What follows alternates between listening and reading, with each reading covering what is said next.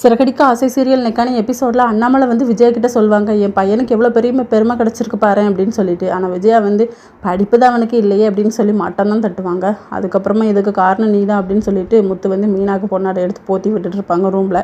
அடுத்த சீனில் மனோஜ் கடைக்கு ஒருத்தர் வந்திருப்பார். அவர் வந்து இப்போ உங்களுக்கு நேரமே சரியில்லை, உங்களுக்கு வந்து ராகம் அங்கே இருக்குது இங்கே இருக்குது, அதனால் உங்கள் பெயரையே மாற்றணும், உங்கள் பேர் என்ன அப்படின்னு சொல்லி கேட்கும்போது மனோஜ்னு சொல்வார். இன்னையிலேருந்து உங்கள் பேர் வந்து பப்பரப்பா மனோஜ் அப்படின்னு சொல்லிட்டு. மனோஜுக்கு வந்து அந்த பேரே பிடிக்கல. ஐயோ எப்படி வைக்க முடியும் அப்படின்னு சொல்லும்போது, அப்போ தான் நீங்கள் கோடியில் பொருள முடியும் அப்படின்னு சொன்ன உடனே சரி அப்படிங்கிற மாதிரி சொல்லிடுறாங்க. அடுத்த சீனில் சத்யா ரேக்கா எல்லாருமே வில்லேஜில் வந்து அங்கங்கே சுற்றி பார்த்துட்டு இருப்பாங்க.